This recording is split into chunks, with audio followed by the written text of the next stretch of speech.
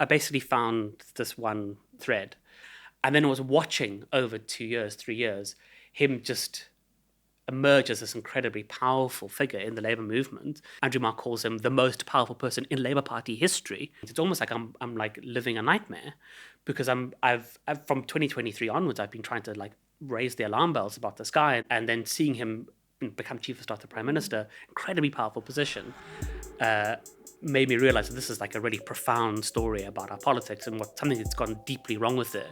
That somebody like him, who I think really shouldn't be anywhere near power, has so much power, and how he's gathered it is so problematic. How did Keir Starmer go from winning a stunning parliamentary majority to becoming one of the least popular prime ministers in the modern era, all within the space of a year? Perhaps the clue is in how he came to prominence in the first place, and the web of dishonesty, dark money, and backroom operators who catapulted him into position as Labour Party leader. This week on Downstream, I'm joined by investigative journalist Paul Holden, and we talk about his new book, The Fraud, a meticulously researched account about the machinations at the heart of the Labour Party, which is now in government. From leaked documents to financial accounts to insider reporting, Paul Holden examines the key role of Morgan McSweeney, how he rose through the ranks of the Labour Party to become one of the most powerful individuals in the party's history. What's more, we discuss what this means for how Britain is governed. So I hope you enjoy the interview. Paul Holden, welcome to Downstream. Thank you so much for joining us. Thank you for having me. So you're originally from South Africa. How did, I suppose, witnessing the aftermath of the apartheid regime, the birth of a democratic South Africa, how did that shape your sense of what it meant to be a journalist? I think very profoundly. I'm gonna try very hard not to cry during the story, but I can't promise anything. Right?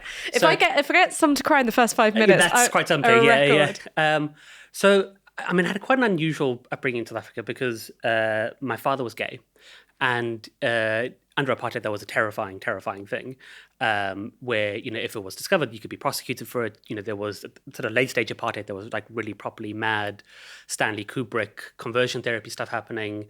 So my father effectively suppressed his homosexuality for pretty much his whole life. So he had 3 kids, and he lived like this very, he tried very hard to live a very normal suburban life. But he dealt with, obviously the struggle of actually dealing with that suppression was so profound that he had massive mental health issues while I was growing up when I was a kid. And he ended up being sent to, mental health institutions twice when I was growing up, which I didn't even know, right? I had no idea that this was happening as a kid. I had no idea whatsoever. But then I remember very clearly my dad came out. I think it was 1991. So this is like a year after Mandela's become freed.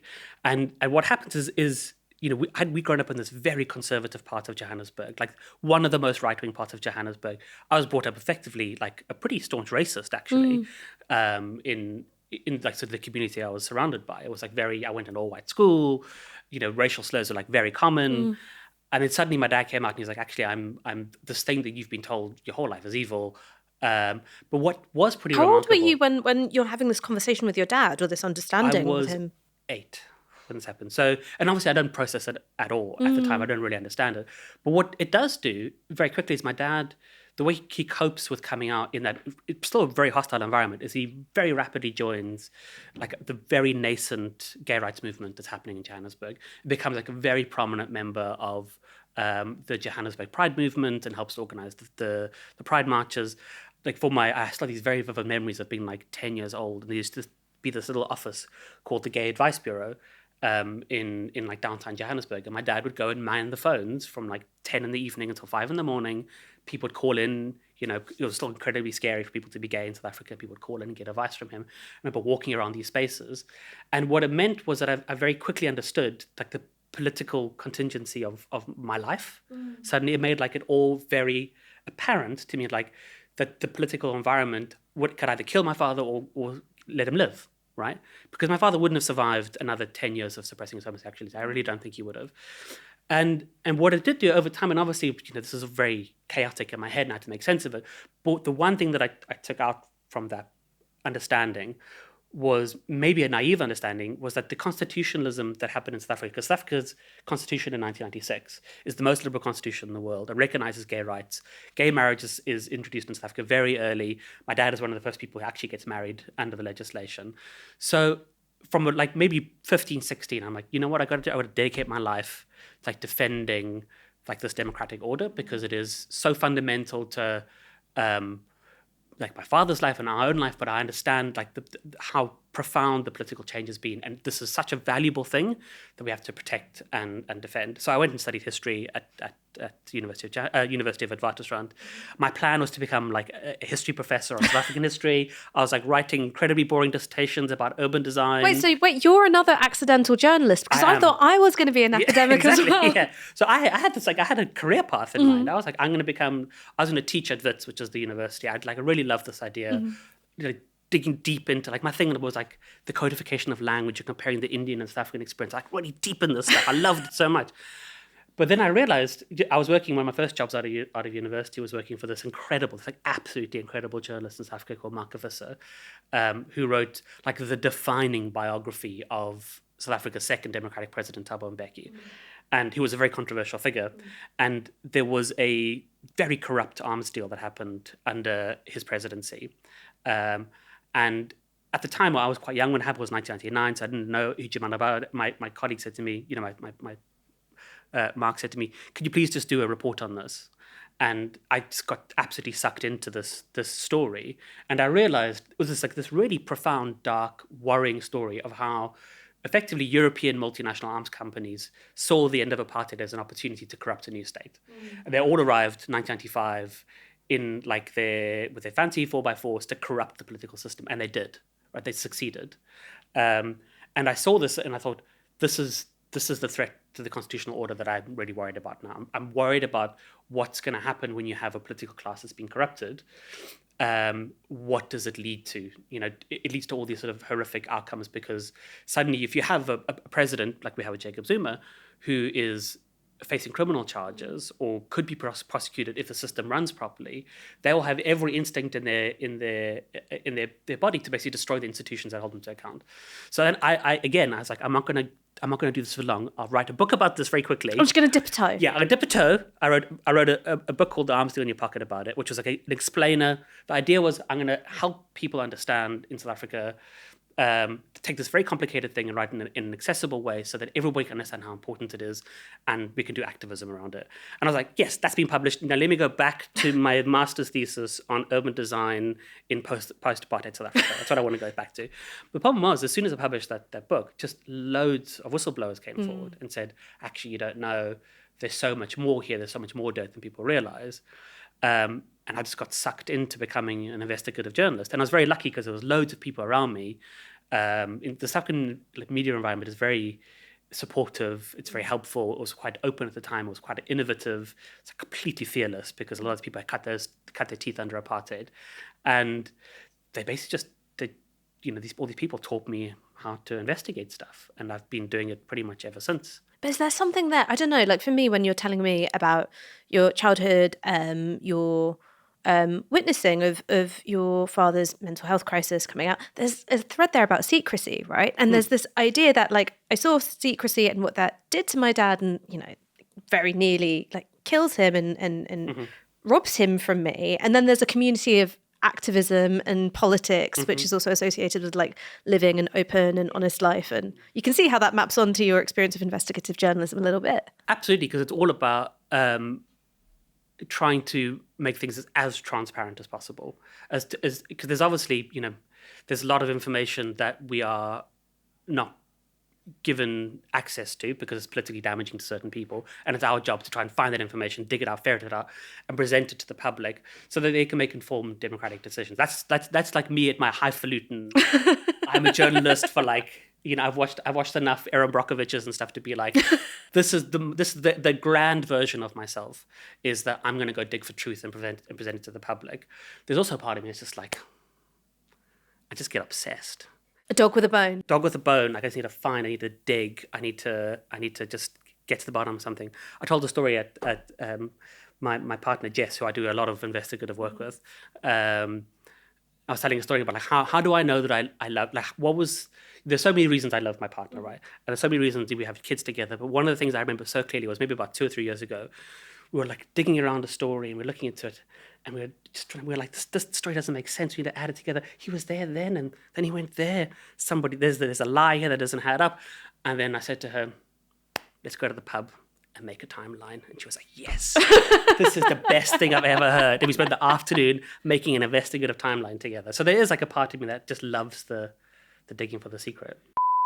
One of the really cool things about this year is that we've gotten into a real groove with doing live events for Downstream. And if you want tickets for our last one of the year, go get them off Dice, because Aaron Bastani, sometime of this parish, will be interviewing Cory Doctorow on his thesis of Inshittification.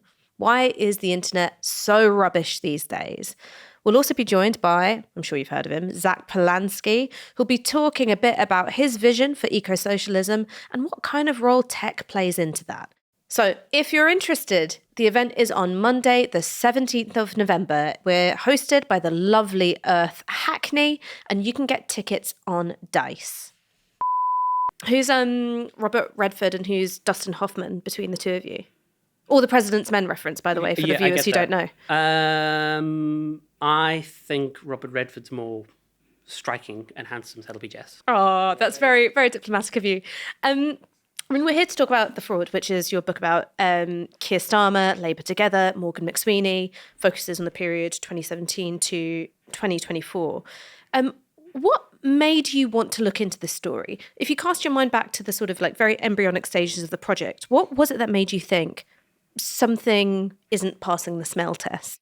So sort of carry on a bit of that story, but I basically left South Africa in 2009. I came to the UK. I wasn't super involved in British politics. I felt that the Labour Party was my home in a sense, almost immediately.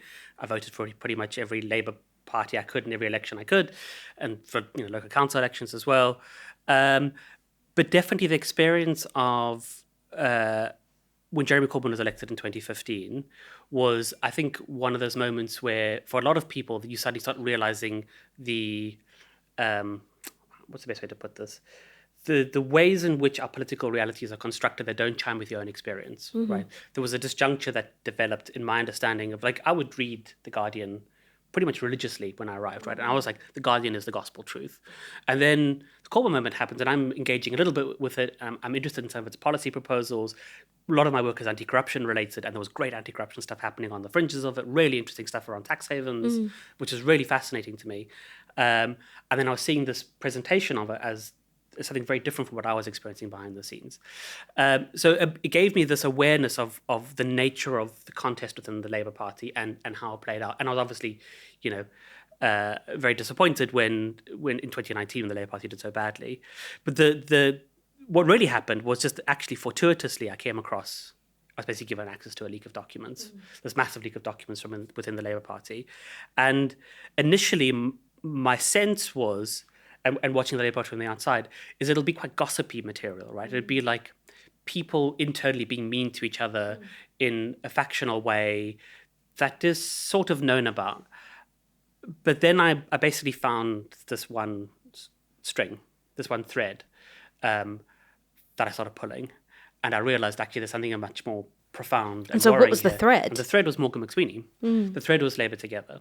The thread was coming across a series of emails about Labour Together, its undeclared money, and what it was doing behind the scenes. And it was such an interesting experience because we came across these emails and they were saying behind the scenes they were involved in the antisemitism crisis, for example. But if you look at Labour Together's website and everything that they ever published for 2.5 years, there's nothing there. There's no mention of it whatsoever. So immediately I sat up and I said, this is very strange. Like, why are they saying behind the scenes you're involved in it when there's nothing in the public domain that we can see? And really started pulling that thread. And as soon as you start pulling that thread, a much more disturbing and profound story emerges. And it becomes more profound with time as well, because when those emails are first discovered, it's, I think maybe it's 2021, 2022. Morgan McSweeney isn't like a big name. He's not a big deal. There's not much about him in the public domain. It was hard to understand how powerful he actually was. And then I was watching over 2 years, 3 years, him just emerge as this incredibly powerful figure in the Labour movement, to the point where, after the election in July 2024, Andrew Marr calls him the most powerful person in Labour Party history, which is an incredible thing. And from what I've been investigating behind the scenes, it's almost like I'm like living a nightmare, because I've from 2023 onwards, I've been trying to like raise the alarm bells about this guy and the way he got power and the political project he's been involved in. And I've been alarmed by this project. And then seeing him become Chief of Staff to Prime Minister, incredibly powerful position, made me realize that this is like a really profound story about our politics and something that's gone deeply wrong with it, that somebody like him, who I think really shouldn't be anywhere near power, has so much power, and how he's gathered it is so problematic as well. I mean, let's stick with Morgan McSweeney for a second. Sure. What's his political origin story? How and where does he cut his teeth? How does he attach himself to Keir Starmer? So he moves from Ireland in the early 2000s. He studies at, I think it's the University of Middlesex, and one of his first jobs in London is working in the Labour Party offices. I think he works as like in the reception for a while. Then eventually he starts working alongside Peter Mandelson for a little bit. He works inputting data into the Excalibur computer system. And from there he develops a career in the Labour Party, but it's generally around local government issues, right? So it's sort of his primary source of where he goes to work for a long period of time is the local government association. But in that period of time, between working for Peter Mandelson, he also works for Steve Reid, who is at the time, I think he's the head of Lambeth Council, and he goes and works very closely with Steve Reid. Steve Reid is now an MP, and he is the cabinet secretary for housing, where he wears his MAGA hats and is doing this very weird Trumpian build baby build stuff. But Morgan McSweeney and Steve Reid become very close political allies. And it's in that period, apparently, according to other biographers, that they articulate and develop this total antipathy towards the left, that they absolutely despise the local left that they're dealing with in Lambeth. And so what year is this? That's roughly? 2007 to 2009, as far as I remember. So this is when the Labour left is really a rump force. It's tiny, right? So they are butting heads at like the most local level. It's like the most nitty-gritty, we need to make sure this councillor doesn't get through the selection. We need to make sure this councillor does. Like real in the weeds of Labour Party politics, understanding the machine. Then he works for the Local Government Association, which again is very in the weeds of like local government and how the Labour Party actually functions as a bureaucratic machine outside of its top echelon, right? This like very Byzantine, completely dysfunctional at times local democracy, and according to his biographers, he develops this sense during this period that the Labour left is just like anathema to his own personal politics, but to any possible chance of the Labour Party being successful long term. But the really key moment in his development, I suppose, is 2017, right? Because 2017 is a moment that shocks the Labour right wing, of which he is a part. He's part of this pretty small faction in the Labour Party. So to give you a sense of how small his faction actually is in 2015, he is the campaign manager for Liz Kendall. 4% Liz. 4% Liz, right? And I write in the book, I say, what people didn't understand about Keir Starmer, and we're moving forward a bit, but Keir Starmer's election campaign, is that Keir Starmer was effectively the front man for this 4.5% faction. And it's a sort of a bit of it's not particularly ideologically coherent, but, sort of anti-welfarist. It's like worker estate intervention. It's socially conservative, absolutely despises the left, despises the left, thinks that they are just beyond the pale. I mean, according to, I think it's Poggen and Maguire, they think, McSweeney thinks that left-wing people are evil. Which is a pretty extreme thing to think about people, like 1/3 of your own political party, effectively, you think are evil and you're in this party with them. 2017, there is this assumption within the Labour Party bureaucracy and the Labour Party right wing that Jeremy Corbyn wins in 2015 and he's going to lose the next election so badly that the left wing will just absolutely collapse. And they'll do it to themselves. They'll do it to themselves. They're so incompetent, they're so useless that, when he actually faces the public, the Labour Party will get 10% of the vote, they'll be annihilated, and then the party can return back to its Blairite mode. But then 27 actually happens, and Jeremy Corbyn goes before the population, and the left-wing machine is much more effective as an electoral force than they ever possibly expect. And that's an emergency for people like Morgan McSweeney, because it's not just that he has a personal antipathy towards them, but people like him have no future in the Labour Party, right? And there is a very substantive ecosystem in the Labour Party of people who sort of move between these roles, between think tanks, lobbying groups, inside the party itself. There's like a very closed ecosystem.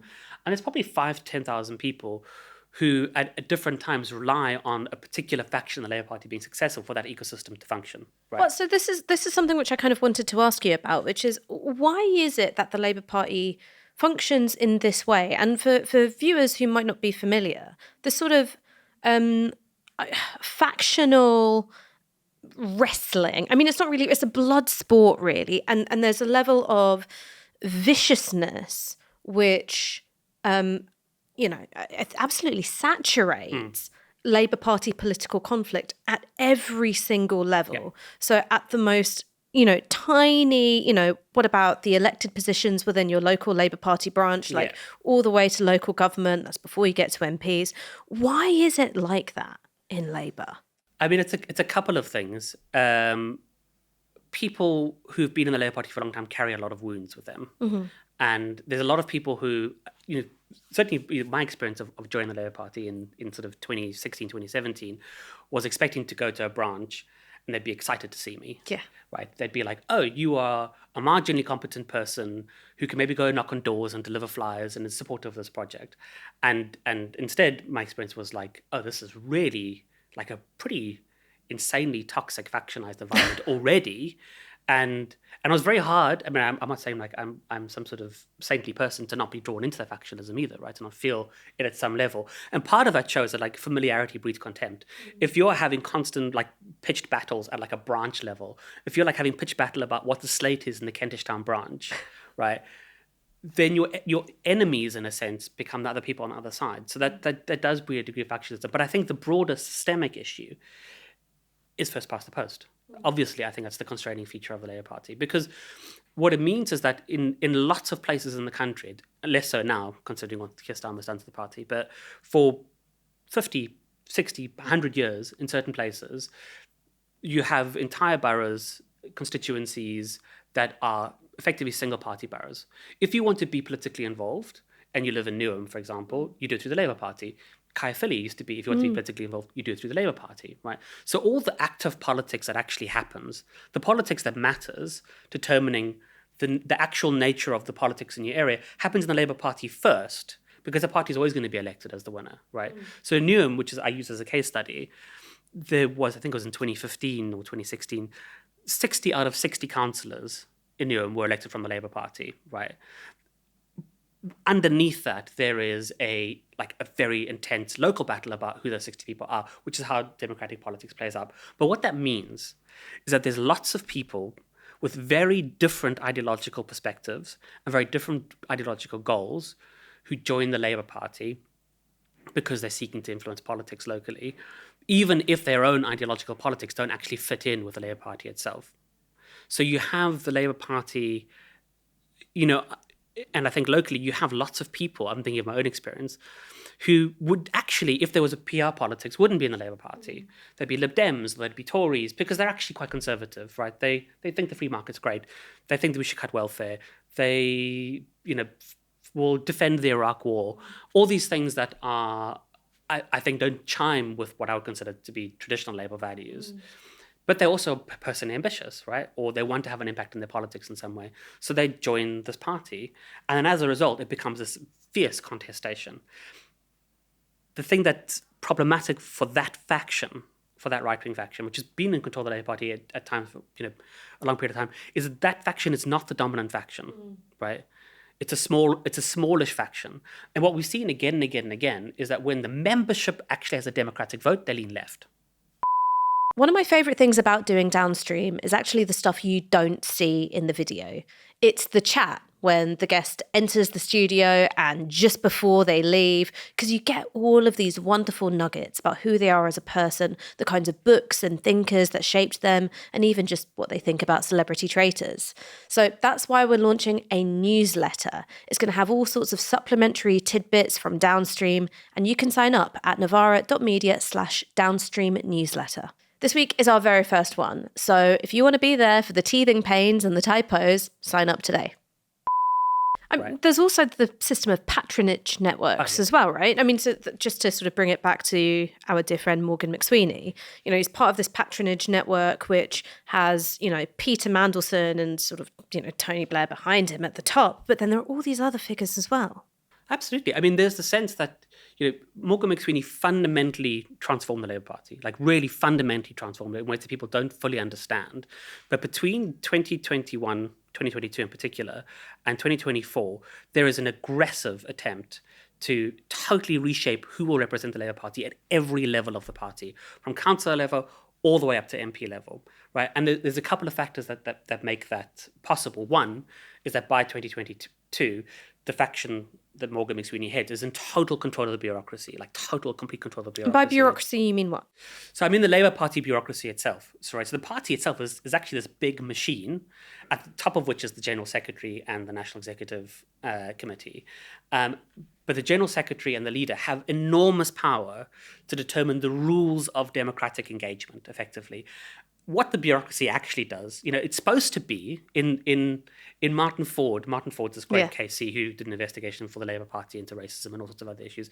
In Martin Ford's very utopian vision, which I love, the Labour Party bureaucracy would function like a neutral civil service, right? It would facilitate meetings. It would fairly and neutrally adjudicate disputes within the Labour Party. That's not what the Labour Party is. The Labour Party bureaucracy is basically like an internal police force, right? Which takes direction from the General Secretary downwards, works via its regional offices, and it sort of filters down. And at every level, they enforce the political will of the leader and the General Secretary and whoever's in that small leadership core, like Morgan McSweeney. And they adjudicate disputes in the most unfair ways possible, stitch everybody up, exclude people for ridiculous purposes in order to remake the party. And for the first time, I mean, that's always been happening in the Labour Party, right? That's always been an element of the cut and thrust of Labour Party politics. But there's all sorts of factors. One is from 2022 onwards, this faction is so much more ruthless than any faction I think has ever been before, in terms of just like totally not even pretending to play by any fair rules. Right? They don't care if it's unfair. And they make a calculation, I think a very wise calculation, is that nobody's going to call them out that matters, or in their mind that matters, right? Because if you're just excluding left-wing people, you're not going to Who cares? Who cares? Who cares about the left? I mean, you guys might Novara Media might complain about it, but they're not going to be getting an op-ed in the Times about it. There's not going to be a Guardian front page screaming factionalism in the Labour Party destroying democracy, right? What, did I ever tell you about my encounter with Sebastian Payne? No. So Sebastian Payne is now a comment writer for The Times. Before that, he was the head of conservative think tank UK Onward. Right. Before that, he was an attempted Tory candidate. He never quite made the shortlist, poor dear. And before that, he was the Whitehall correspondent for the Financial Times. Right. And I can't remember if he was still Whitehall correspondent at this time or if he'd left journalism by then and he was part of Onward. But I was on LBC's Cross Question with him. And this was probably 2023 or 2024, can't remember. And we were talking about Keir Starmer's myriad broken promises. And he gave us a little anecdote. And it was that when he was a journalist and he was talking to a senior Labour advisor close to Keir Starmer, we can speculate about who that might have been or might not have been, that this advisor said to him, look at those 10 pledges, not one of them will bind our hands. And what I find extraordinary about that story isn't the fact that it happened, it's the fact that Sebastian Payne never reported on it at the time. For me, as a journalist, and not just a journalist, in my bones, I love gossip. Right. I love gossip so much. To a point that it's absolutely toxic and within my own life. I love gossip that much. You could not rely on me for discretion about something like that because it's a huge story, right? At the time, you're being told this is a leadership campaign which is deceptive. We have no intention to keep our promises. And you'd think that a political correspondent would be chomping at the bit to publish it. Yeah. And he sat on it. And I think that tells you everything you need to know, is that it's not that journalists didn't know or were hoodwinked. I'm sure some were hoodwinked, but it's not that they didn't know. It's that they politically were in alignment with the deception, and so they participated in it. Yeah, I think that's right. I mean, I think that there is I love that phrase people always use, playing politics on easy mode. Yeah. Which is basically what the Labour... I think that's a Matt Zarb cousin. Really? Yeah. Well done, Matt. I really like that. And that's basically what the Labour right wing does. They play this very particular role in our national politics. When the Labour Party is in opposition, they have the easiest ride of any faction in the world. Because basically, they don't have to come up with any policies that make any sense. Nobody's going to test their ideas, which actually is part of the reason why they're so bad at governing when they take over, because nobody scrutinizes them at all. They're given all this fawning coverage. They'll do like full-page shoots in like style magazines, looking all sharp in their suits. And because the right-wing and the generally right-wing leading press here sees them as like a useful political sop to ensure the left-wing doesn't work. What I would say is interesting about this process is that it seems that so many people knew that the political project that underpinned Keir Starmer's leadership campaign had a completely different vision for how the party would be. And it's very clear that for a long period of time, Morgan McSweeney is working closely with a whole range of journalists. I don't know all of them, but there's definitely a very large number of journalists who know what Morgan McSweeney is doing between 2017 and 2020. Who were they? Or if you can't give us names, can you give us outlets? The Times is the key place for me. Is a place where there's a lot of... The Times and the Sunday Times, there's a lot of reporting that's placed by Morgan McSweeney. So I'm sort of skipping ahead a bit to make it easier for your viewers to understand. I mean, basically what happens is that in 2017, Morgan McSweeney responds in horror to the election of Jeremy Corbyn. So not the election of Jeremy Corbyn, but the 2017 general election where Corbyn gets 40% of the vote. The near miss. The near miss, right? And there is a sense of like, this is a disaster for his faction. So he leaves almost immediately and joins Labour Together, which is this think tank which now really dominates British politics in a very profound way. So the policy for digital ID, for example, is written by Labour Together and it's adopted by them. They are having a profound impact on our politics. But back then, they have this tiny, pretty marginal think tank that had originally been set up by an MP called John Curtis to try and resolve some of the factional infighting in the Labour Party. And John Curtis is sort of a blue Labour figure. He's a blue Labour figure, so he would be seen as part of like the right of the Labour Party, but he's well respected across the factions. He's seen as like a party historian. His perspective is that he was genuinely concerned. Like he's a Labour man through and through, John Curtis, right? Like he is... and he understands, even though he's part of the Blue Labour faction, that the power of the Labour Party is when you can have somebody who gets all of these factions at least working sometimes towards the same goal. That's when the Labour Party is going to be electorally successful most of the time. That's the best way to run the party. That's his vision. And he's very worried in 2015, when Jeremy Corbyn gets elected leader, that the right wing of the Labour Party is going to defect. That's his concern. His concern is that right-wing MPs are going to just flee and basically do an SDP again and make sure that the Labour Party is unelectable. And job... for younger viewers who may not have heard of the SDP, what is this moment in Labour Party history? And this key moment when you effectively have a left-wing leader takes over for the first time in the 80s, and instead of... It basically creates the schism in the Labour Party, and basically the sort of the right-wing liberal block of the Labour Party at that stage splits off altogether and forms a new entity, the SDP, which then runs, it's at 83, I think, and splits the vote and hands a massive majority to Margaret Thatcher, when actually if those votes had stayed together within the Labour Party, they could have challenged Thatcher at the time. But it's really the thing that saves Thatcher, who's been quite unpopular for the first couple of years of her prime ministership. And she then transforms politics. And there is a sense that if you can't cohere this party together, then that's what you're going to do. You're going to be handing electoral success to the right wing for a generation, effectively, which is effectively what happens at that time. It takes another 14 years from that point until there's a Labour government. So what Curtis is trying to do is generally speaking, trying to keep people at least in the tent, talking to each other, not leaving, so that the Labour Party can actually be an electoral force and can survive this moment in some way or form.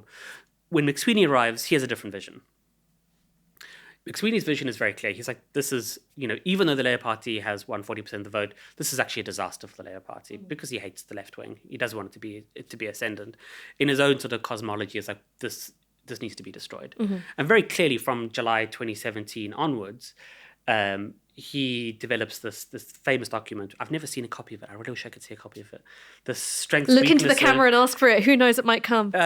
If somebody could please send me the 2017 strengths, weaknesses, and opportunities analysis that Morgan McSweeney did, I'd be very grateful. Thank you.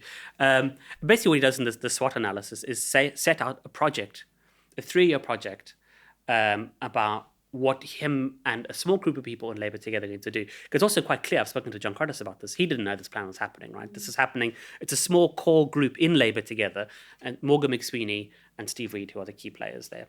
And the plan is twofold. One, we will destroy the Labour Party under Jeremy Corbyn. We will make sure that Corbyn cannot be elected whenever the next general election is. Because as long as the only way to dislodge Jeremy Corbyn as a leader of the Labour Party is for him to lose another general election. So they will work for 2.5 years to basically undermine the Corbyn project as much as they could to deliver his loss. And at the same time, when the appropriate moment arises, they will then choose the successor to Jeremy Corbyn, which then happens in July 2019. So in July 2019, Keir Starmer has been thinking about a leadership challenge for over a year by then. I think it's in March 2018. Longer. Yeah. I heard a rumour from someone very well placed who Labour Party figure who sort of shares Keir Starmer's legal background, who heard that he was considering going for the top job when he was a new intake MP in 2015. That would be astonishing. I mean, he's clearly very ambitious, right? Very ambitious. Extremely ambitious. And there was the sense, I remember, there are these articles that come out in 2015 of like, watch this guy. He's a guy to watch. He very much had the ear of like the Guardian insider set. People kept comparing him to Colin Firth in Bridget Jones's Diary. Yes. And there was the rumour that actually Colin Firth was based on his character. I heard that rumour too. And then, which was repeatedly debunked. But then kept on being brought up as like, do you know? Yeah. But it was like, the author was like, no, that's categorically untrue. I mean, I know that this is, there are many deceptions which are covered in your book, and they're really important. Lots of them are about undeclared funds, lots of them are about political deception. But I do think this form of gaslighting that people try to convince us that Keir Starmer was sexy is like that really needs to sort of see the light of day. We need a truth and reconciliation around the project to kid us into thinking he was hot. Can I say, even though it's plain in my book I'm not a fan of this man, I will say that Keir Starmer was handsome. Young Keir Starmer. Young Keir Starmer was handsome. He was never attractive. That's my line, and I'm sticking with it. You know what? When we stop rolling, I'll start saying what I think about young John McDonnell. But anyway, so you're highlighting July 2019 as sort of the key moment where Labour Together and Keir Starmer converge. How does that happen? So very practically, starting in March 2018, Keir Starmer sets up this group called the Arlington Group. And it's him and Jenny Chapman, who's an MP, and Steve Reid, who's obviously Baroness Chapman now. Thank you very much. And it's called Arlington Group because it's named after the road that Jenny Chapman lives in Camden, in London. I used to live on an estate off Arlington. Oh, really? Yeah. Okay, yeah. I really like Parkway there. Yeah. Some of my favourite restaurants there. So they have this meeting. It's been convening, sort of loosely discussing the possibility of a leadership election in March 2018. But the sort of decisive moment is July 2019, where Morgan McSweeney is invited to a meeting. It's not entirely clear who invites him to this meeting, whether it's Keir Starmer or whether it's Steve Reid. But basically, Morgan McSweeney arrives with a plan. And he sits down with Keir Starmer and says, well, look, if you're going to run as leader, I know how to get you, I know how to make you win. I know how to guide you to victory.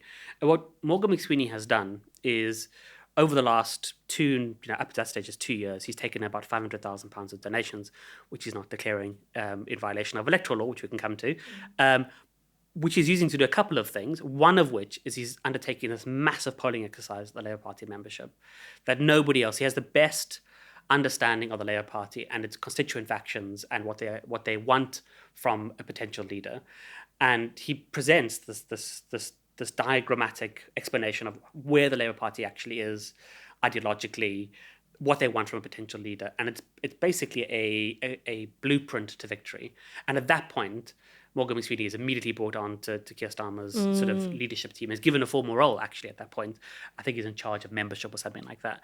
But at that moment, they basically start collaborating towards a potential leadership challenge, which is precisely why, when the general election results come out in early December, 2019, it's very soon after that Keir Starmer is able to launch like an incredibly slick, curated campaign.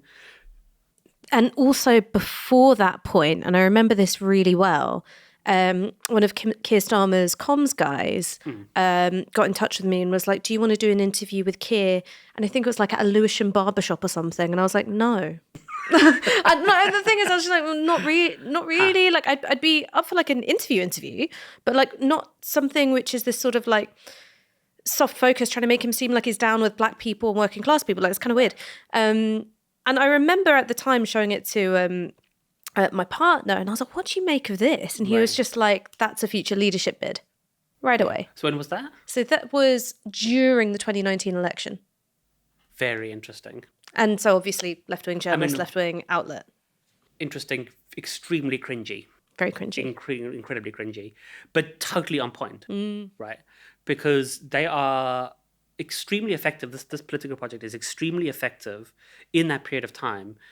And obviously it's not effective with you because you've got a nose for this stuff. Well, no, I was just like, I'm not like... Keir Starmer in a Lewisham barbershop is sort of a bit like, how do you do, fellow kids? And I don't think it would have gone down very well. I think it were very, very good to him getting his cornrows put in. Yeah, like... that would be. I would pay to see that. I'd pay a lot of money to see a Keir Starmer get cornrows. I will now admit on camera something that I'm going to regret terribly. Yes. I had cornrows at university, and let me just tell you, a white man with cornrows is not a good look. Because what people don't realize... The Rainbow Nation, it was the I was a Rainbow Nation. I was trying to be like, I was turned 18. I was like, what am I going to do for my 18th birthday? Okay. Obviously, I'm going to get cornrows, obviously. And I'm going to go to the only drum and bass club in Johannesburg and show up. What you don't realize when you have cornrows, like your head hasn't seen the sun for 18 years. God. It's the whitest skin you can find on a body. So you have cornrows as a white man is the whitest hairstyle you could possibly get. Sorry. You can cut that if you don't mind. No, we're keeping that. That's going to be the sizzle reel that we start the thing with. So we've got this meeting, we've got this plan that Morgan McSweeney has put together. We've got this huge polling exercise. I mean, your book starts in 2017, but just thinking about Keir Starmer in the couple of years before that, was he someone who had identifiable political beliefs? I mean, it was clearly ambitious, but was he someone who came with a sense of politics and a sort of ideological motivation? No, I don't think he does. And it's been this quite, I think a lot of people have struggled with this actually, because it's actually quite unusual in I think in British politics, but also in Labour politics in particular, to have a leader who doesn't actually have a political economy, like quite a deep and profound understanding of the way society functions and how to improve it. So even somebody like Tony Blair, for example, somebody whose policies and vision I don't back, but the man had a worldview. He had a worldview. It was an articulate. He had thought through what politics was, where he was in that moment, and he had a very clear, articulated vision for how to achieve it. He was also very honest about it. Actually, he didn't lie to get into power. He said, "This is who I am." Like to get into Iraq, but not to get into power. Yeah, exactly. But generally speaking, he's not. There's degree of hedging around the election, but generally speaking, he's not lying about. He's not saying I'm actually a deep eco-socialist. He's like, no, this is capitalism's one. Yeah, right. And he sort of laid out his sense of what the dividing lines were, open versus closed, etc., etc. And there's a sense, Gordon Brown, also a very deep thinker. Ed Miliband, like steeped in the Labour tradition, also from like a family of thinkers, and he's a deep thinker about politics as well. Jeremy Corbyn has been in the party for ages and has his own very clear sense of what the world looks like and why it looks like it does, which is a very cohesive worldview. All these people have cohesive worldviews that then lead to like a pretty particular. Well, first of all, they're underpinned by some pretty clear principles, from which they develop like policy and practice. Right? Keir Starmer doesn't seem to have any of that, and it's very weird. It's very strange, and it's led to some very odd experiences. So I read Tom Bolden's biography of Keir Starmer, and it's a very interesting read because actually what that biography did, it made me really like Tom Bolden, right? Because what Tom Bolden is desperately searching for, like Tom Bolden wants the Labour Party to succeed. He wants Keir Starmer to be one of those figures, and he's desperately searching for this. He's trying to find this core essence to Starmerism that he could then present to be like, this is the guy. I know that he's a good guy. This is his essence. And for viewers, Tom Bolden was very close to Gordon Brown. I think he was Gordon Brown's Alistair Campbell is the closest analogue. Yes, yeah. And the book is interesting from that perspective, lots of insiders. But actually what I find interesting about it is that it's Tom Bolden, who's plainly a good person, who wants the best for this person, is like trying to grab smoke and it's just like constantly moving through his fingers. So it's not just that, Keir Starmer is the most unruffled liar in politics. Like, he will say one thing one day and another thing another day, and it shows there's no sense of like. Do you think he knows he's lying? Yeah, of course he does. He's a smart guy. Of course he does. But what I mean by that is that, like, I've come across in my life people that just say shit. And I don't think it even registers to them that words ordinarily have a relationship to reality. And that's what makes them such good liars. Yes. I think it's something else, actually. If I'm going to do some, like... Yeah. My book doesn't engage in, like psychologizing Keir Starmer. I think you've earned the right, though. The research is very deep and it's meticulous. And so now that we're in the realm of speculation... Right, let's speculate about this. I actually think that there was an early Tory attack line on him, which I actually think was more on the money than people realised, which is just maybe sort of June, July. They were sort of doing some pretty ham-fisted stuff because the Tories, it was expected they're going to be in power for the next 150 years after 2019. But their attack line was like, he's a lawyer, he just repeats whatever his brief is. He's a lawyer, he takes on briefs for different clients, and on one day he'll defend, he'll be doing human rights law, on another day he's got a different client who'll be doing something completely different. And I think there is some essence of truth to that he sees that certainly the role that he's played within this particular political project is that he's constantly given briefs by other people, and then he's the lawyer that advocates for it.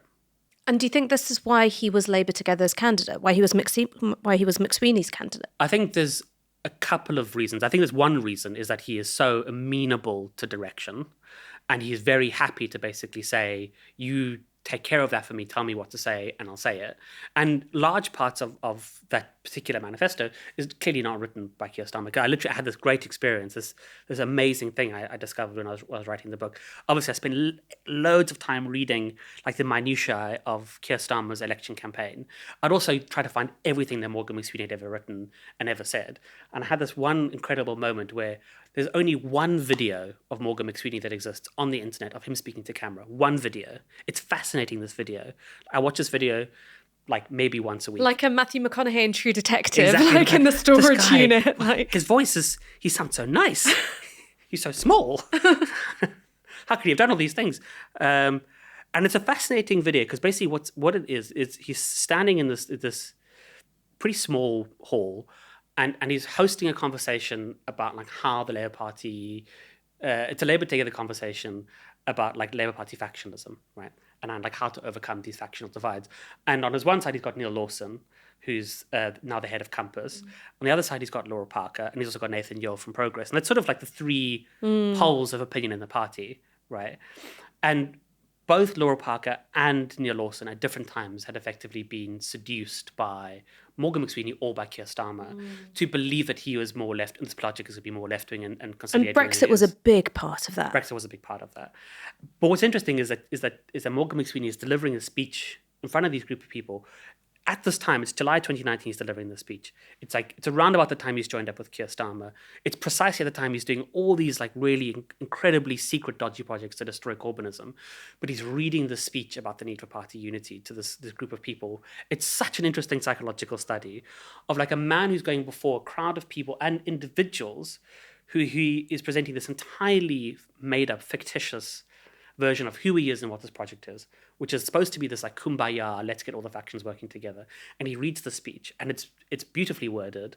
It's all about, the heart of justice is what is the phrase again? Something like the honesty is at the heart of justice, reconciliation is at the heart of truth, and the Labour Party is made up of these three strands. They are the souls of the Labour Party. You have a leftist tradition, social democrat. If you destroy one of these souls, you destroy the party. As he's trying to destroy one of those souls, right? He's trying to destroy two of those souls, actually, trying to destroy the party altogether. But he writes this very beautifully worded thing about the need for the different factions of the Labour Party to survive. And that speech, and the text that appears on Labour Together's website, appears word for word in Keir Starmer's leadership election collateral. Keir Starmer writes this platform called Unite, I think it's called Unite and Reform, which is about how to restore the Labour Party's internal democratic systems, make it a more vibrant, democratic, non-factional thing. And it's word for word from that speech. And I remember finding that video online and listening to Morgan McSweeney. I'm like, I know this. I know that. Where is this? Where do I know this from? It's like, oh, I thought that was Keir Starmer.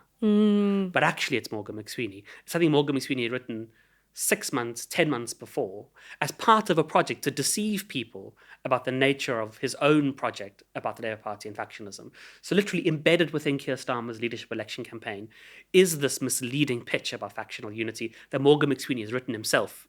I want to move on a little bit. I mean, like any one of these things, and I can sort of see how, like the writing of this book would have been this sort of all-consuming project, because you pull on any thread and you just get pulled in deeper and deeper.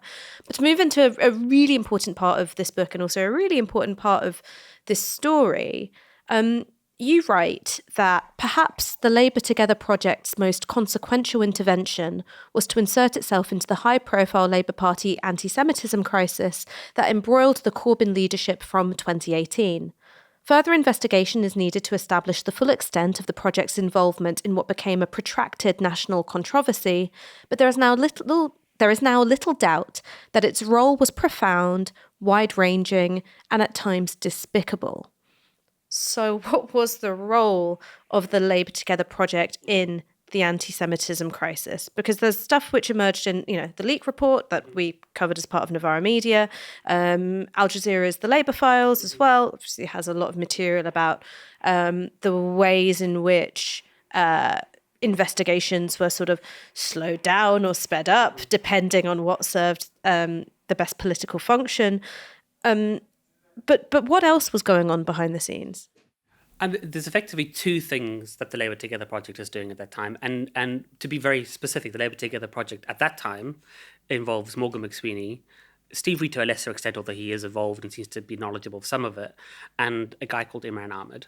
Now, Imran Ahmed is a Labour Party insider. He's been working for the Labour Party for since 2010 up until 2017. Like Morgan McSweeney, he's on the right of the party, or certainly not pro the Corbyn faction of the party. Used to work for Angela Eagle. Used to work for Angela Eagle, in which role he was, behind this very fierce bureaucratic fight back in her constituency against a very powerful emergent left wing. Because obviously in places like Liverpool, where the Jeremy Corbyn surge is so big, so profound, that you suddenly have this very realistic possibility that people like Angela Eagle could be deselected, right? There could be a newly elected MP in that constituency, and he is involved behind the scenes at a very nitty gritty blood sport level in making sure that she survives that challenge, right? And that involves lots of bureaucratic machinations. He's also at the time working to sort of try and get local, quite small independent journalists suspended or expelled from the party for reporting in ways that are not helpful to his political ambitions or Angela Eagle's political ambitions. So those are the three people who make up that Labour Together project. And it's not entirely clear when Imran Ahmed joins the scheme. It's late 2017, early 2018. And there's two strands to it. The primary strand to begin with is they're working to place stories in the media without any disclosure that they're involved in it. And the first big story that we know about is the story that breaks in the Sunday Times. I think it's in April 2018, if I remember correctly, called Corbyn's Hate Factories. And it's I remember Corbyn's Hate Factories, yeah. And what it is effectively that Morgan McSweeney and Imran Ahmed have joined a whole range of these open public Facebook groups, which have hundreds of thousands of members, and have spent months trawling through all of the comments and the posts to discover anything that's untoward to their minds, so racist, misogynist, anti-Semitic, and they create a dossier of all this stuff. They find within all of the posts on these massive Facebook groups 2,000 posts that they consider to be problematic, and they effectively give this dossier to the Sunday Times, which then writes up this Corbyn's Hate Factory. And the thesis behind that is that there is this world of online these online hate factories, these industrialized sites of producing hate, in which Corbyn is fundamentally embedded. Corbynism is embedded in this. It reflects the racist, misogynistic, bullying culture of Corbynism itself, but also Corbynism derives its power from these sorts of networks, right? So it's totally tainted by the discovery of stuff. But of course, none of it. Their role was never declared. Morgan McSweeney and Imran Ahmed. Instead, they're written about as whistleblowers. I've always been, why were they whistleblowers? what were they blowing the whistle on exactly? A whistleblower is somebody who works in a company and finds something wrong and then blows the whistle on it. What they were whistleblowers for Facebook? That doesn't make any sense. I don't know why they're called whistleblowers. But be that as may, it's their first sort of foray into the world of anti-Semitism in the Labour Party. And it's part of creating this narrative that Corbynism is inherently anti-Semitic or inhabits anti-Semitism or is unconcerned with anti-Semitism. The problem is, if you go look at that article again, it's a very difficult article to describe, because it is this mixture, and it is sort of an expression of the problem of the anti-Semitism crisis, because the anti-Semitism crisis is made up of all sorts of different things. One of which is that there is anti-Semitism in society. There's anti-Semitism in the Labour Party that has to be dealt with. There's also people who are making allegations of anti-Semitism who don't know what they're talking about, right, and make it promiscuously or in an alarmist tone. I think that's the key thing. It's an alarmist narrative about the extent of anti-Semitism in the Labour Party. And also there's lots of conduct that's described as anti-Semitic that isn't anti-Semitic. But when people push back on it and say, well, I don't think that is anti-Semitic, but that's itself anti-Semitic. Exactly. That's denialism. So if you're denying the existence of anti-Semitism because you're saying, I don't think that's anti-Semitic, then you're an anti-Semitic denialist. And then there's also the context of heightened factional conflict. You know, I mean, I remember how it felt to wake up with like heart palpitations during those years, because your fight or flight was just constantly engaged. Yeah. And it is intense, the extent to which there is a daily scandal and there's a daily discovery that dominates the news. Or even if there's a daily discovery of like a new obscure councillor who said something horrible or marginally horrible on Facebook, there's going to be an MP who says something that then creates its own news cycle. It's basically, it doesn't stop. From 2018 until 2019, it is a daily like whirlwind of like allegation and counter allegation, within which there are serious allegations of anti-Semitism and like total nonsense allegations of anti-Semitism. And the whole way the crisis unfolded meant that they couldn't be untangled in a way that is actually helpful to fighting anti-Semitism. And you also have political operators who are journalists, like John Ware, for instance, who I think would be fair to say is a deeply politically motivated guy who was behind the Panorama documentary, of which there have been many, many problems found. Yeah. And that creates, there is this very one-sided account, I think, of, and this is what Martin Ford says, he talks about John Ware's Panorama documentary. He says, like, the difference between the Panorama documentary and Martin Ford's report into the same sort of material. So Martin Ford says, well, I spoke to both sides and I got both perspectives and I present them both as legitimate perspectives, whereas I think it's a fair criticism to say of the John Ware documentary that you really only get the one perspective primarily, which is a perspective of people, quite a few of whom, or at least one of whom we know, is working with Morgan McSweeney at the time, like on these secret projects, right? He's actually appearing in that documentary. And none of this is known to us at the time, right? We don't know any of this is happening. So that's the other thing that Morgan McSweeney is doing, is in addition to working on these stories that he's placing in the media, and what it seems to me, and it's not entirely, I haven't dug into it as much as I'd like to, but it seems that Morgan McSweeney and Imran Ahmed function as this very useful node of facilitating.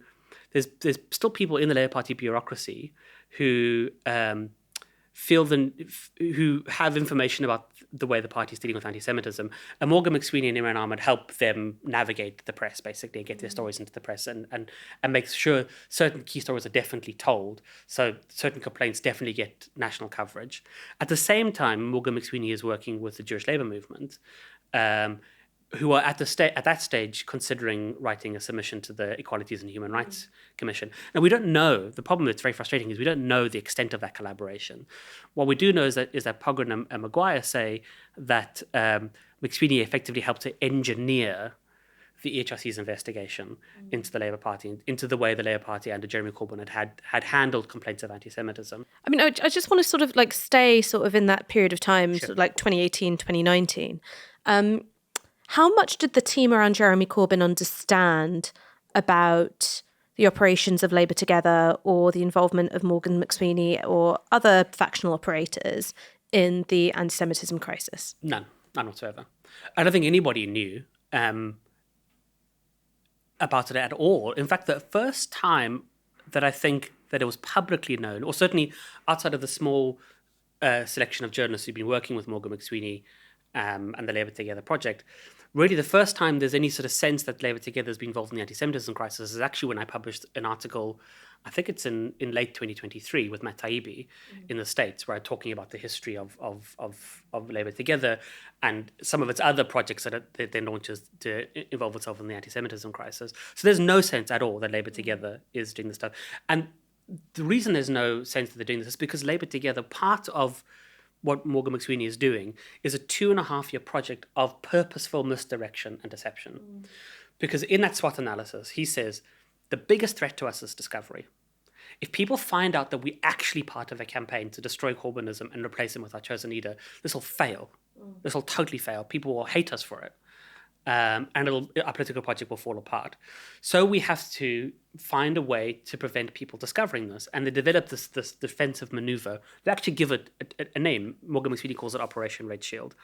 And Operation Red Shield is we're going to create the facade of party unity. Labour Together will present a face to the public that shows that we are working cross-factionally to achieve, to get the left and the right wing talking to each other so we can hold this party together. And there was a Labour Together report with vast amounts of submissions. Lucy Powell was involved. James Midway was involved in sort of getting people to participate. Exactly. Like it was a real... It's a real thing. And they are, if you go back and look at the Labour Together website in 2019, go back a Wayback Machine, and the way they present themselves in public throughout 2020, it's an incredibly polished performance, very well scripted performance of party unity. The thing that I always find amazing, in addition to the videos of Morgan McSweeney that I found. Where I found this, by the way, is Labour Together had a Facebook page, which is not very well followed or attended. After I wrote in the book about Morgan McSweeney's video, I saw they've made that video private. But what is interesting, if you go back to their page, is scroll back in time, and the person who appears most on Labour Together's videos is Shabana Mahmood, right? Who is now pitching herself as like the most right-wing Home Secretary since the last one, right? But she is a very prominent public face on Labour Together, and she's constantly posting these videos of how she's meeting with people in village halls to like have these like reconciliation discussions. If you look at Steve Reed and Shabana Mahmood's Twitter accounts from that period of time, they're like hugging asylum seekers, and it's very left wing, right? And it's an incredibly effective political positioning that shows that they are part of a liberal, almost Corbynite, but not quite Corbynite tradition. But they're also non-factional. They're trying to heal these wounds. And it is an elaborate performance. And you can see how this comes from polling of the Labour Party membership. Because I imagine what people said was, we really like the left-wing politics. We really hate the nastiness at the CLP level. Oh, we just wish that Corbyn had his shit together a bit more and could be a bit more polished and, could wear a suit and be a bit more reassuring. But, the principles are what we like about him. Yeah. And one of the things I learned about that period of time is that it becomes common knowledge amongst people behind the scenes on the right that the next leader of the Labour Party is going to come from the shadow cabinet. So it's part of the reason why Starmer stays for such a long time in the shadow cabinet, even though he gets criticised many years later, because there's a very clear sense that even if Corbyn loses the next general election, which from about late 2018 looks pretty certain he is going to, because of the party's Brexit offer. You will need to have somebody who presents as an inheritor of that Corbynite tradition, as a defender of it, who can do it more professionally. And that is the image they And also in 2016, when you had a series of choreographed resignations, as other brain rot viewers may recall. I hate the fact I know all this stuff. My mum's birthday should be in there, right. Not the 2016 chicken coup. But there was, after the Brexit referendum, over the course of this day, you had, bam, new resignation, top of the hour, bam, new resignation. And Keir Starmer was one of them, right? And it failed. It failed to dislodge Jeremy Corbyn. Of course, he comes back with an increased mandate as, party leader. And I think that was a real lesson for them. Oh, absolutely. There is the sense that they didn't understand the membership and where the membership's at all, and how people within the Labour Party would actually see that as an act of as wrecking, as like an act of real disunity when, the Tories have been doing austerity for 6 years. Like, what are you doing? Get your stuff together. We just want you to work together. And there is a clear sense at that point that in 2016, that sort of internal machination, a leadership challenge, is not going to work. 2017 makes it abundantly clear, right? Like, if you can't do a leadership challenge, the one thing you might be able to do is dislodge Corbyn after a general election. if he does too well in July 2017, they basically have to wait for the next general election until they can actually dislodge him. There's no mechanism internally they can affect that coup again. I mean, what's interesting from Keir Starmer's perspective at that point is that obviously within his sort of local constituency, him resigning becomes a big deal, right? And I've been speaking to lots of people in his constituency about that moment, and it's all a bit garbled and people remember it a bit differently. But what is quite striking is the number of people on the left I've spoken to in his constituencies who said, we brought it up with him. We said, why did you do this? We thought that you represented us. We didn't want you to do that.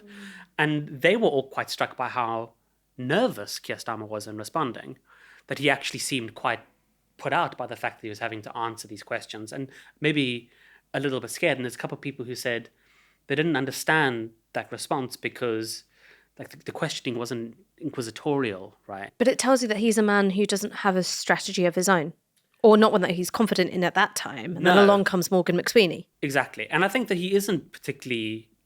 I don't think he's a great strategic genius, not least because everything that he's done to achieve power contains within it the seeds of his own failure, right? Which includes actually having Morgan McSweeney run his strategic vision for how to take power at a national level compared to at a Labour Party level, which is a very different kettle of fish. And sort of looking forward in time, it's precisely because Keir Starmer allows his entire political operation to be run by Morgan McSweeney's political methodology that is now failing utterly in government. Well, I want to talk about the present Keir Starmer, but before I do, just sort of as a last reflection on this period of time between 2017 and 2020, is there anything that Corbyn and the team around him could have done differently to head off the threat posed by the Labour Together project? That's an interesting question. I mean, the short answer is probably no, because there wasn't any... The only thing that could have provided the means of fighting back against that project is transparency and disclosure, right? The only way you can fight an enemy is if you can see it and you can know about it. And actually, they had no idea this enemy existed. And it is a profound enemy. You have Morgan McSweeney and Imran Ahmed working for 2 years, day after day, working with the media to create a very particular narrative. And they're very skilled at doing that. It's their superpower. Morgan McSweeney and Imran Ahmed is creating political narratives that the mainstream media buys into and repeats. And nobody knows that this is the source of it. So how can you really defeat that? I'm not sure that you can. Also, if you say there's an enemy, but we can't tell you who it is or where they are, I think lots of people felt that way, but because there wasn't anything tangible to say, and it's this person and they're doing this. I mean, I think that's the one thing that I think what this book will do for a lot of people on the left is that has always been the sense that there was something that wasn't right about that period between 2017 and 2019. Something felt off and nobody could quite say what it was. That the way the political developments were unfolding didn't feel organic.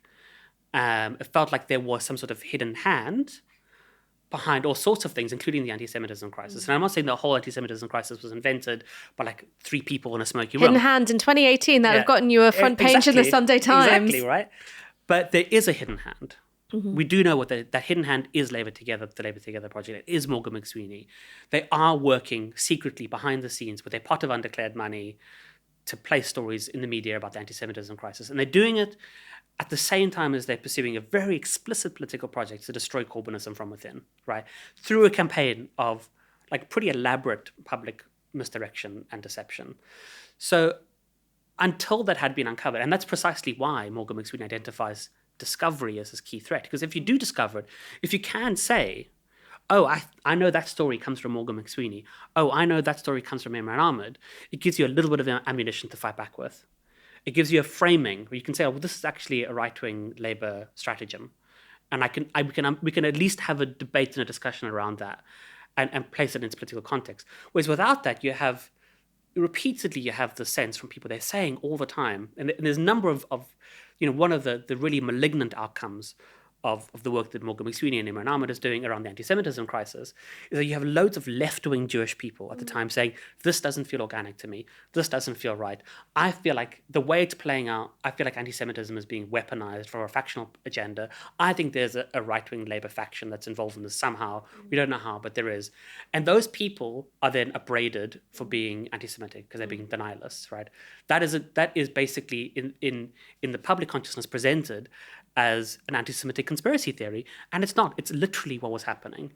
It's literally the truth. I want to be an asshole for a second, Sure. and I'm going to pretend to be a lobby hack. So I've got to get into character and pretend I went to private school. Right. And so I can imagine a lobby hack reading this book and going, okay, well, isn't it breaking news? Politician ran deceptive campaign. It's a dog bites man story, right?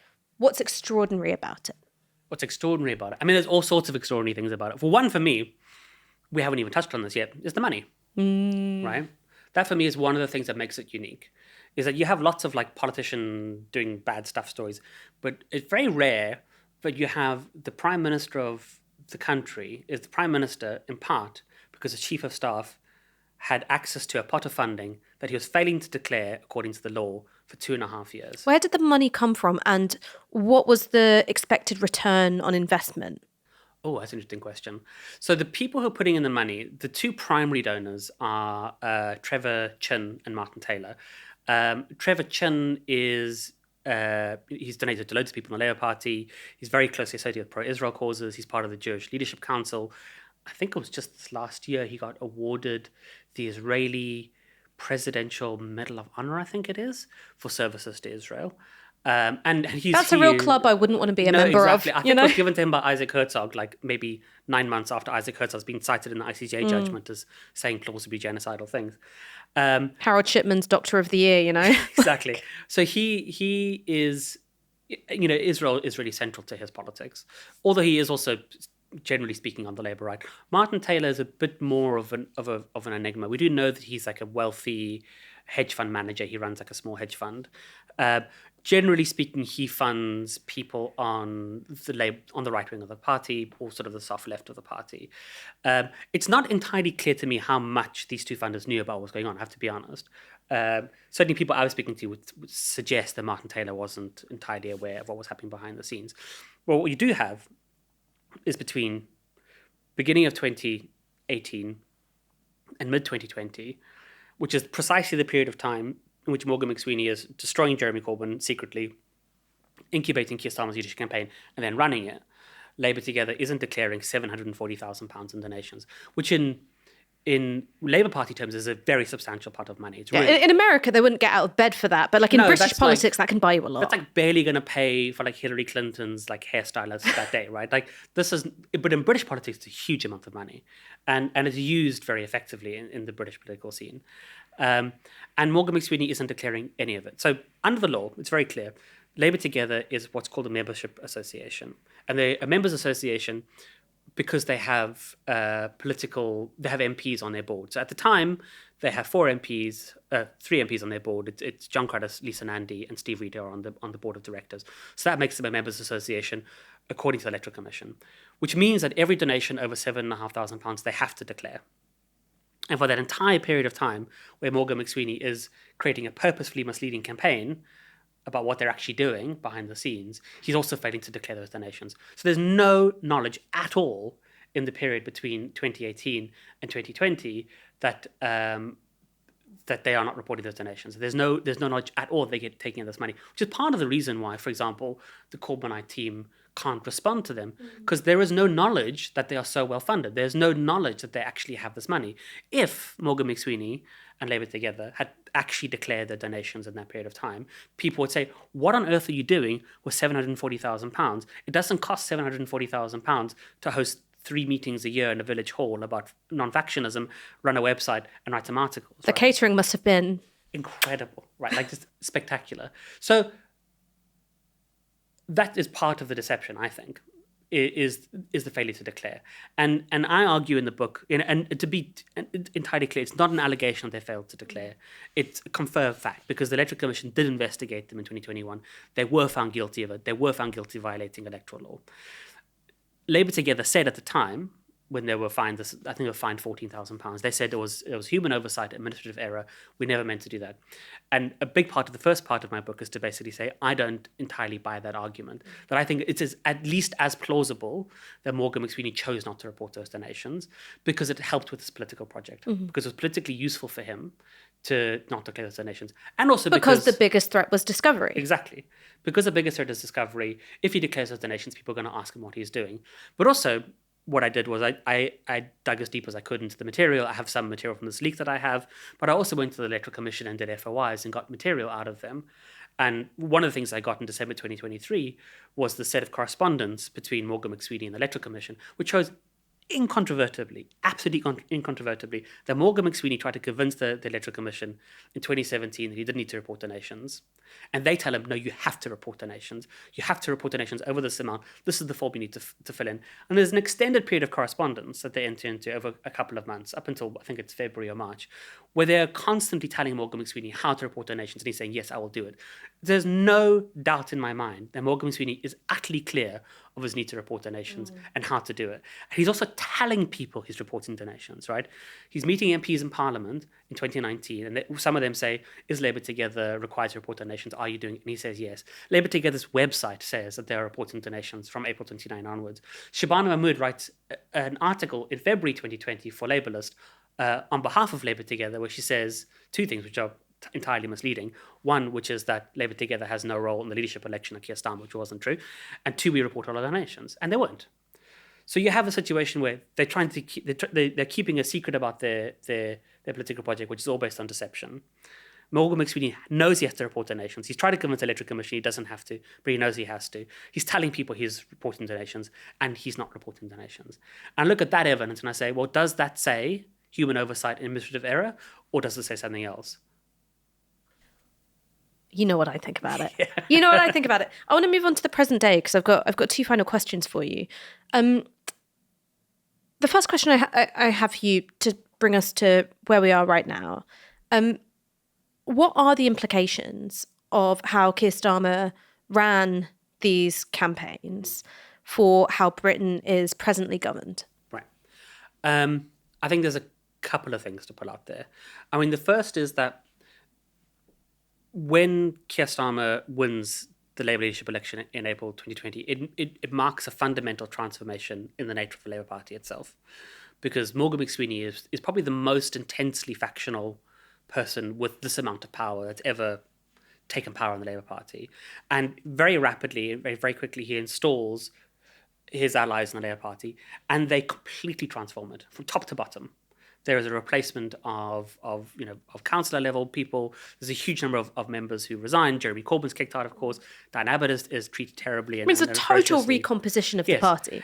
There's literally somebody briefs. I think it's a New Statesman say we are in the process of fundamentally transforming the DNA of the Labour Party. That's what they say, and they do. They actually do it, because one thing they have in hand for them that's very helpful for them is that the Labour Party's only won 200 seats in 2019. But from the Liz Truss moment onwards, it's guaranteed they're going to win 350 to 400 seats, which means that they have this unique opportunity to handpick 200 MPs coming into Parliament, which is what they do. And they handpick there is a particular type of person they basically create a political monoculture, right? They create a political monoculture of people who look like them. So, the number of people who move from lobbying jobs into Labour Party seats is incredible. But there's also, we talked about this before on Novara Live, an individual called Josh Simons, who is a Labour Together person, currently an MP, who was copied into emails, referring you to a sort of reputation management / private investigation form to, go through your bins and find out all your, horrible little secrets. Yeah, of which I have very few. I only have horrible open truths. Yeah, exactly. One of my horrible secrets, I like to drink low alcohol cider sometimes. Disgusting. So Josh Simons he's parachuted into a safe seat in 2024, right? He's a director of Labour Together from late 2023 onwards. I've told you the story before. I don't want to hear it again if it's exciting. Well, I think the audience might want to know. Yeah. They've been with us this far. Right. What happens is back in November, it's actually August 2023, I've got these documents about Morgan McSweeney and the money. And I'm like, I'm convinced that there is a serious issue here, that Morgan McSweeney, that the Labour Party is on course to win the next general election, and Morgan McSweeney is going to have this powerful role within that. And I have serious issues as like an anti-corruption expert and like governance campaign. I'm like, I think this is a problem. I think it's a problem that you have this person who's broken the law being in this position of power.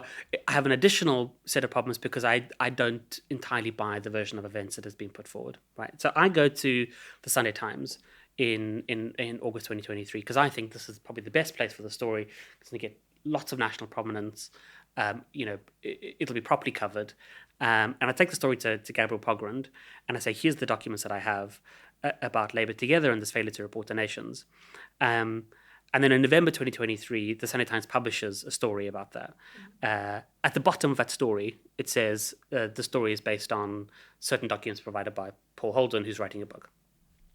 At the same time, my publisher puts up like a little blurb about this book basically saying I'm investigating Labour Together. And I start sort of, that blurb makes it very clear that where my investigation has gone at that point, which is like looking into the anti-Semitism crisis, some of their secret projects, which none of which had been known about at the time at all, right?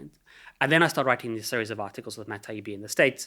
And I'd approached Matt Taibbi because he had been writing some interesting stuff about the role of organizations who have been set up in the United States and other places who've been trying to sort of curtail free speech in America. And one of those organizations is called the Center for Countering Digital Hate, which had actually came out of one of I call it a Labour Together project, and emerged out of there. It's an Imran Ahmed thing. It's an Imran Ahmed thing. Actually, to begin with, it's an Imran Ahmed Morgan McSweeney thing, right? Because Morgan McSweeney is the director of CCDH until April 2020.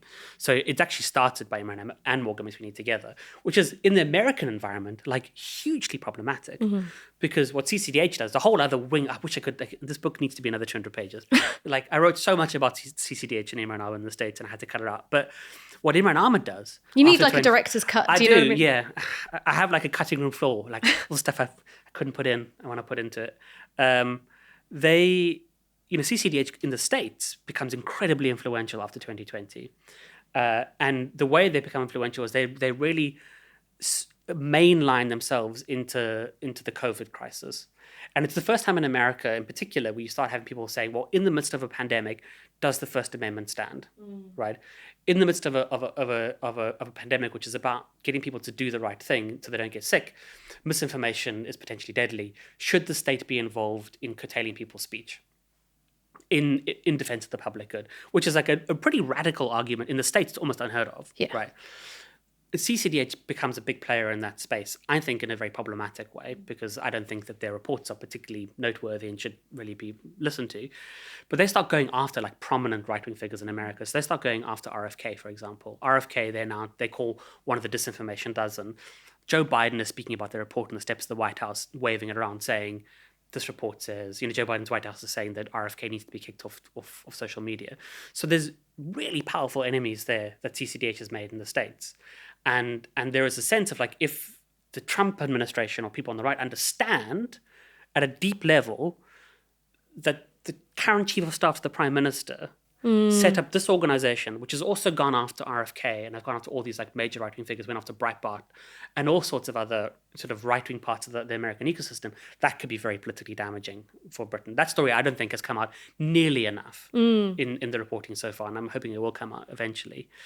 We still have many of these key figures who you talk about in the book in positions of really significant power, not just in the Labour Party anymore, but UK politics. So, we've got Shabana Mahmood, she's the Home Secretary. We've got Steve Reed, who's going around with his, MAGA-style hat and build, baby, build. You obviously still have Morgan McSweeney, who's an immensely powerful individual, although he's getting his wings singed a little bit.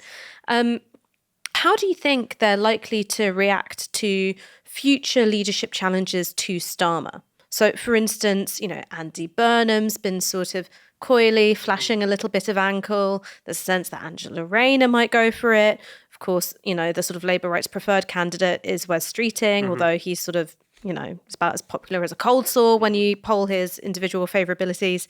But how do you think they're likely to react to future leadership challenges, who's going to be their preferred candidate, and how do you think they might navigate challenges which are coming from, very much the centre or the soft left of the Labour Party? It's an interesting position for them to be in, because I do think that there was this generalised assumption within their own circles, but also sort of generally in society, that this was going to be a decade-long project. This was the new Tony Blair. This was going to be, 10 to 15 years of like a sensible Labour right-wing, Labour centrism government creating a dynasty, right, in power. And it's fallen apart so spectacularly in a year that I don't think they've really found their feet. It feels like so much longer than a year, doesn't it? But it is profound, right?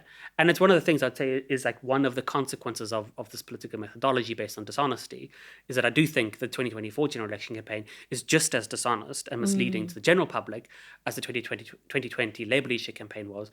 And in both instances, we've seen the same result, right? Which is, half the Labour Party membership left and discussed. Now half of Labour Party's voting coalition is left and discussed and is going to the Greens and your party and wherever else. So I'm not sure they have a articulated strategy, because this is not what they expected.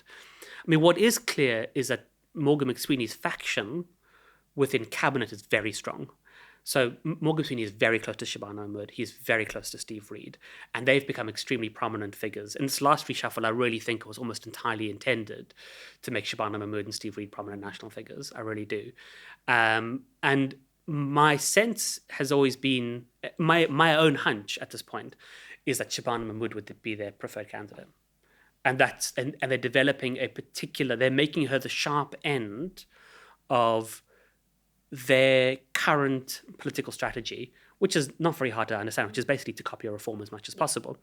But also make a brown woman do it, because then if you object to it, or you say, well, these things are racist, like, well, how dare you? It's exactly. Racist in itself if you say it. And the stuff is, I find it really, it becomes a very toxic politics and a very difficult thing to navigate. But that's, I think her rise to prominence as like the hardline right-wing Home Secretary who's going to say the things on immigration that like maybe a white person can't necessarily get away with is a signal that she is the preferred choice. The problem that they have, and this has always been their problem, is still the Labour membership that actually exists still. The 200,000 people who are hanging on like by their bloodied fingernails is still more left-wing than they are and still hates them. I mean, that's the thing that's so interesting, right? Is that they've captured this political party. They have total control of the party bureaucracy. They've filled parliament with their MPs. But at a grassroots level, the people from whom all that stuff is supposed to emerge, right? It's supposed to emerge democratically from their votes, ultimately hate them. That's the world's largest supposed. Exactly, right? But it's supposed to be that the Labour grassroots, the Labour members elect people and they form all these things and they fill parliament. But if you look at the polling that's been done internally in the Labour Party, of Labour Party members, they put these people like right at the bottom of favourability, right? They're people that they would vote for is Angela Rayner and Ed Miliband, which is anathema to this project. They would hate this idea. So I'm not sure they have, I think there was like a long-term plan to like Starmer would be eased out for 5 or 10 years. And they would incubate like a new leadership over that period of time that Morgan McSweeney play a key role in. That's all fallen apart and they're basically scrambling for a solution. And the scramble that they've come up with is let's make Shabana Mahmood prominent. Whether that's going to work, seeing as the way they're making her prominent is also almost like scientifically designed to appall Labour Party's own base, right? Like the things that she's being asked to do on being like really hard line on immigration, the way that she intervened around the Maccabi Tel Aviv stuff is totally the opposite of what the Labour Party membership wants. And of course that means they're going to have to manage that in some way. And knowing how this faction works, it's not going to be done in like a democratic way. There's going to be a stitch-up of some kind. It's just a question of how they achieve it. Well, we'll all keep our eyes peeled for it. Paul Holden, thank you so much for joining us. And I really have to say to the audience out there, read it. It is so richly detailed, it's meticulously researched. And even for me, who's been like across all of these stories as they happened, it was filling in so many gaps. So thank you so much. Thank you.